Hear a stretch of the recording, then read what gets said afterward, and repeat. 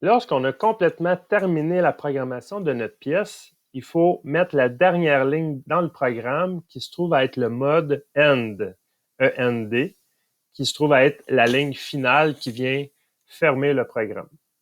En fait, il y a plusieurs sections dans cette dernière ligne. Et pour commencer, on a toujours le PNO, qui est le numéro de l'étape. Dans notre cas, c'est l'étape numéro 7, qui est la dernière étape du programme. Le mode, il va falloir choisir le mode end pour lui dire que c'est la fin de notre programme. Et les différentes sections, je vais vous les expliquer. On va commencer par counter. Counter, si on regarde le livre de Mazak,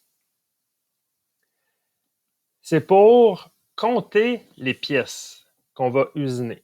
C'est que dans le contrôleur, dans la page position, on a une section qui est justement qui mentionne, qui va compter les pièces qu'on veut usiner avec le programme en question. Alors, dans cette section-là, si on écrit 1, ça dit oui, je veux les compter, les pièces.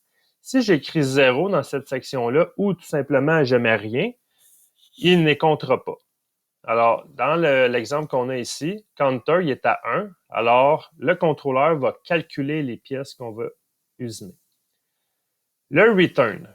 Le return, c'est une fois le programme terminé, il y a 3 modes de retour de l'outil vers un lieu sécuritaire.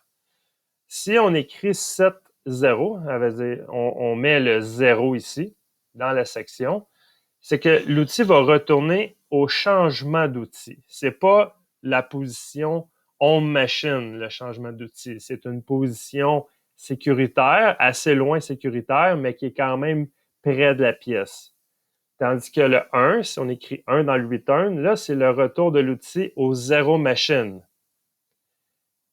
Et si on écrit 2, ben, c'est un point qui est fixe. Ça, c'est un point qu'on vient paramétrer dans les paramètres de la machine, mais c'est un point que nous, on peut lui dire, OK, en X, c'est là et en Z, c'est là.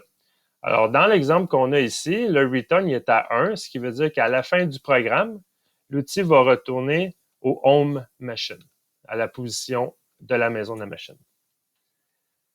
Ensuite, le work number, ça, c'est en fait, on a un programme le numéro, c'est 6010 par exemple.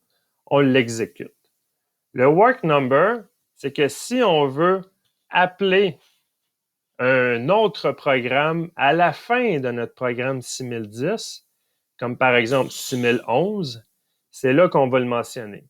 Alors, le work number, ça, c'est le prochain programme. Une fois que le programme actuel, on l'a exécuté, il va aller au 6011 par la suite.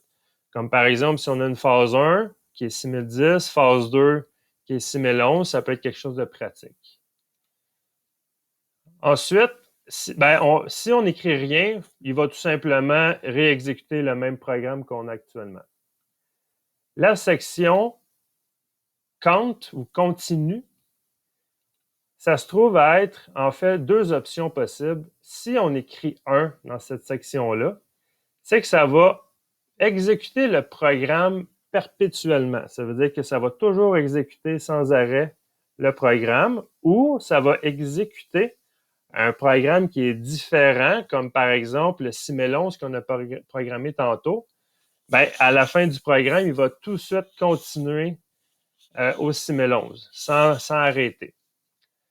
Si on écrit 0, ben, ça va exécuter le même programme une fois ou en un nombre de fois que nous, on va avoir mis dans la prochaine étape, dans la prochaine section qui est le number.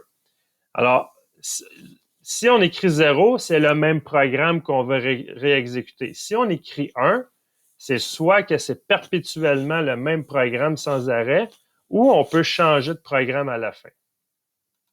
Alors ici, on a écrit 0. Dans notre cas ici, c'est que c'est le même programme qui va continuer à être exécuté. La section num,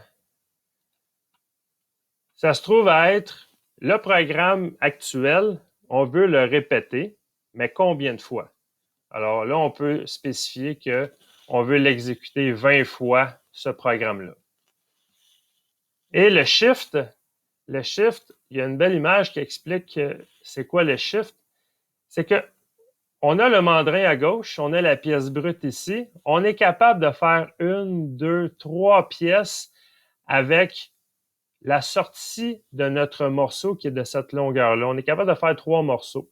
Alors, on va usiner le premier morceau. Une fois le premier morceau coupé, on va shifter, on va déplacer l'origine pièce ici. Alors, la valeur qu'on veut faire le déplacement, on l'écrit dans la section Shift. Ici, comme par exemple, j'ai écrit 1 pouce. On va déplacer l'origine de la pièce d'1 pouce lors de la réexécution du programme. Si on continue, je fais cette deuxième pièce-là. À la fin du programme, on vient, par exemple, couper. On va déplacer l'origine encore une fois de 1 pouce pour refaire une autre pièce. Alors, on est capable de faire 3 pièces dans cet exemple-là, juste en déplaçant l'origine pièce. Alors, c'est ce qui met fin à la dernière ligne. Et une fois la dernière ligne programmée, ben, notre programme est maintenant complété.